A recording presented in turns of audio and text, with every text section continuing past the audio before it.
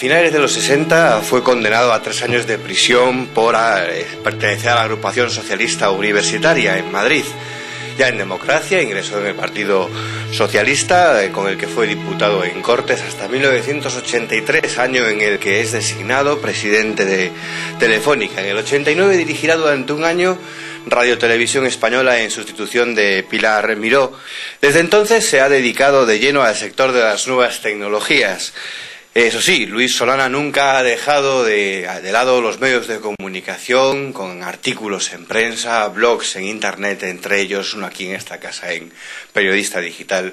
Y aquí hoy es un placer poder charlar con don Luis un ratillo. Bienvenido a Periodista Digital. Siempre yo como si volviera a mi antigua casa. Esto me pasa a veces cuando vuelvo a un medio de comunicación donde he escrito algunas veces. Bueno, esperemos que esto nunca haya dejado de ser su casa, de todas formas. Hace unos días puso en uno de sus artículos en su blog,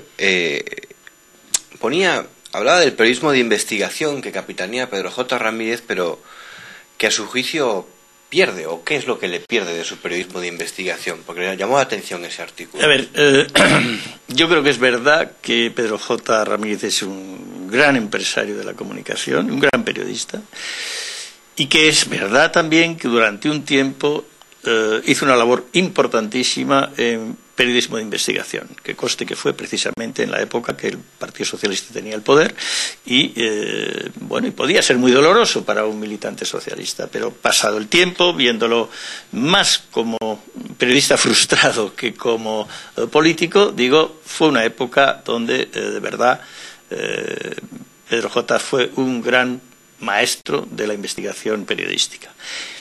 Pero como casi todo en la vida, y mucho más ahora con el periodismo de trincheras, eso se degrada. ¿Y ahora qué es lo que da la impresión? Yo le llamo periodismo de fusilazo. Es decir, que a lo que va no es a investigar, a lo que va es a fusilar a alguien. Y entiéndaseme la expresión, obviamente, fusilar.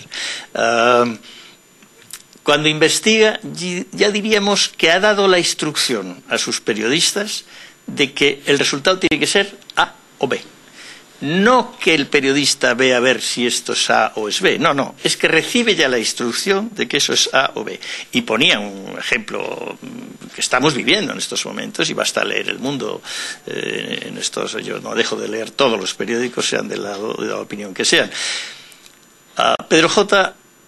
ha perdonado ya a Camps y hará todo lo posible para que la imagen de Camps no sufra, para que se justifique cualquier apoyo a Camps. En cambio, ha condenado ya al tesorero del Partido Popular, a Bárcenas. Y se nota que, diríamos, a por Bárcenas se va, y contra Camps se impiden los ataques. Pedro J., que es uno de los animales políticos más brillantes que hay en este país, que me guste o no su estrategia es otra historia, se ha dado cuenta que no puede seguir apretando al Partido Popular en ese tema, porque la hecatombe que significaría que Camps tuviera que dimitir, que puede ocurrir aún, ¿no? Porque el tema, una vez que entran los juzgados, se sabe cómo se entra, pero no se sabe cómo se sale. Pero ha estado acertado en términos de Partido Popular de decir que no, lo de Camps es otra historia. Y es verdad, es otra historia. Claro. ¿Cómo sacar al periodismo de la trinchera, de eso que se habla tanto en los últimos años? A ver, es muy difícil. Yo soy una de las personas que más está luchando, porque creo que si hacer periodismo de trinchera significa una degradación del periodismo, en España el periodismo se está degradando cada vez más. Mi opinión es que yo creo que incluso para contratar periodistas ahora en los periódicos, yo creo que deben hacer alguna especie de test semipolítico para preguntarle por dónde anda usted, porque no hay disidencias en las casas. Es decir, uno abre un periódico y desde el titular al editorial sabe perfectamente por dónde está o qué es lo que quiere hacer. Esto, desgraciadamente, y me da muchísima pena, se ha contagiado a Internet también. Entonces hay agregadores o hay periódicos digitales que desde que abres, diríamos, en la pantalla ya te das cuenta por dónde va. A mí me parece que concretamente en la red es una pena. ¿Sí?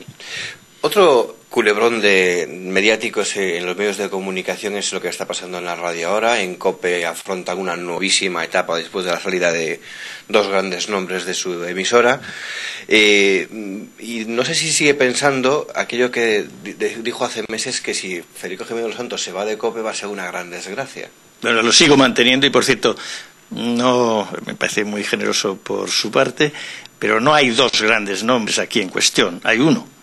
El tema es si se va a Jiménez Los Santos o no. El resto, César Vidal, pues hombre, hay muchísimos locutores en todas las ondas que no generan ni de lejos lo que genera Jiménez Los Santos. Por lo tanto, pues es el único personaje al que yo me referiría cuando hablamos de la crisis de la COPE. Lo otro son anécdotas menores. Pero es cierto, Jiménez Los Santos ha sido un respiro constante para el gobierno y para el Partido Socialista con su presencia en la COPE. ¿Un respiro? Un respiro, porque es que los ataques más crudos que se han hecho contra el Partido Popular los ha hecho él. Los ataques más despiadados contra Rajoy, ese maricomplejines lleno de malas intenciones, los ha hecho Jiménez Los Santos. Ya lo sé que también de paso incluía al PSOE o al gobierno en sus campañas de vez en cuando, pero no.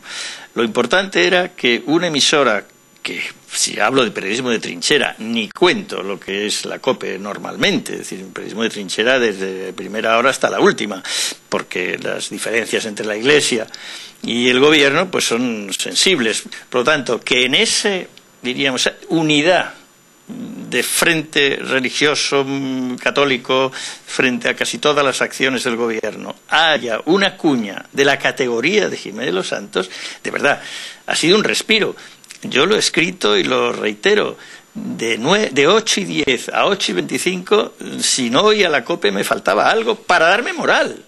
No para llevarme un disgusto, sino para darme moral. ¿Ha perdido el Partido Socialista con la marcha de Jiménez Los Santos? Yo estoy convencido que sí, que lo vamos a echar de menos. Lo vamos a echar de menos, al menos los militantes. Yo no sé, que yo no entro en la oficialidad y el oficialismo. Vamos a saltar un ratito a la política, porque recientemente Mariano Rajoy habrá leído que ha subrayado tajantemente que a él nadie le chantajea y que hay quien dice incluso que acabará destituyendo a Bárcenas, al tesorero, que no lo hace por una cuestión de calendario, pero de todas formas, entre Bárcenas, caso Gürtel, ¿cómo ve la situación ahora mismo del Partido Popular o de su líder justo antes de irse de vacaciones?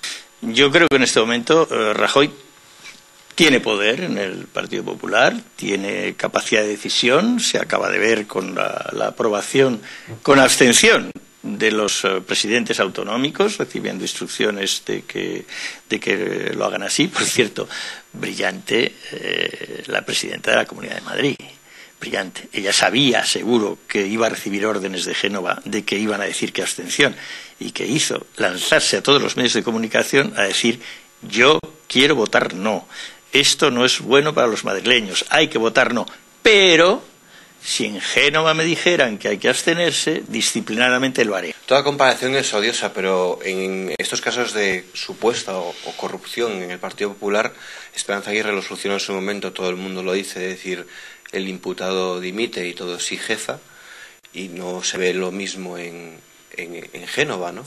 Con Rajoy a la cabeza. A ver, con perdón, lo tenía mucho más fácil Esperanza Aguirre que lo tiene Rajoy. Muchísimo más fácil.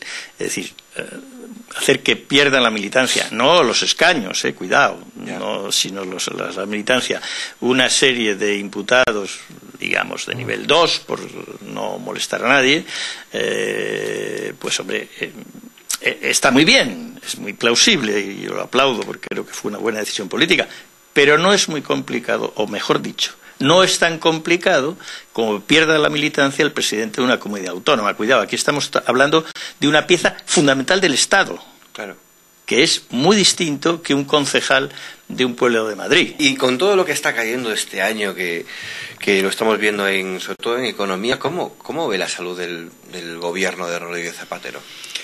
A ver, si hablamos de economía un poquito, estoy dispuesto, si hablamos del gobierno de Zapatero, también, pero yo no los conectaría, porque la crisis económica no tiene que ver nada con el gobierno de Zapatero. Pero sí le puede estar erosionando. Bueno, indudablemente la crisis es muy aparatosa porque hay un 20% de parados, pero ¿cuántos están trabajando? ¿Cuánta gente no nota la crisis en absoluto? Muchísimos más, muchísimos más. Yo ayer quise ir a Barcelona y fui efectivamente a una reunión fuera de Barcelona y tenía que coger un coche de alquiler. Imposible. No había. Ni una posibilidad en todo Barcelona de encontrar un coche de alquiler. Hoy he preguntado un poco qué está pasando en el sector. Bueno, las empresas de alquiler de coches, las Avis, las Hertz, etcétera, etcétera, han reducido las flotas pensando que, bueno, que la crisis era tremenda. Claro. Habían leído los periódicos. Pues un profundo error. Mire usted las estadísticas reales. ¿Cuánta gente sigue trabajando? ¿Cuántos funcionarios hay en este país? ¿Cuánta gente sigue en Telefónica, en el BBVA, no sé qué decir? Toda esta gente sigue con su rutina de siempre. Yo, insisto, repásese las carreteras de los fines de semana, repásese cómo están cualquier institución de ocio. Todos tienen ese 80% de la población va bien. Entonces el gobierno, ¿qué pasa? Quizá, a ver, ha sido al principio ignorante de por qué venía la crisis, de cuál era el origen de la crisis. Luego ya se ha dado cuenta, como se ha dado cuenta todo el mundo, la crisis es puramente financiera. Este mundo, no este país, este mundo está al borde de un colapso brutal si empezaban a quebrar los bancos en cadena. Esto es lo que tiene que entender todo el mundo, que él ve su crisis porque es la construcción. Sí, pero es un derivado de la fundamental crisis, que es la financiera. Quizá no se ha verbalizado bien el por qué había que ayudar a la banca, el por qué esas tremendas cifras que ha hecho Estados Unidos, que ha hecho Francia, que ha hecho Alemania, que ha hecho el mundo entero. España también. España, lógicamente, porque es que la garantía de que... ¿Por qué se empieza a decir ya que la crisis ha pasado, o lo peor de la crisis ha pasado? Porque ya la banca está... ya no va a quebrar la banca, ya no va a quebrar las cajas de ahorros. Puede haber una u otra, unas pequeñas incidencias que se irán corrigiendo con fusiones, con adquisiciones, con ayudas, no lo sé. Pero lo peor ha pasado ya, ¿sí? Ha pasado ya, absolutamente convencido, insisto, una vez que yo diagnostico, como muchísimas otras gentes, que la crisis es financiera. Sí. Entonces, cuando las finanzas están a salvo de la bancarrota, pues diríamos, lo peor de la crisis ya ha terminado. Ahora, a partir de ahora, vamos a ver cómo recuperamos. Lo que sí es verdad es que puede ocurrir, y aquí hay dos teorías, los que creen que salimos en V, es decir, que después de un caidón viene una subida muy rápida, y los que creen que va en L, es decir, que después vamos a reptar por la semicrisis un tiempo. Bueno, ya veremos, a ver.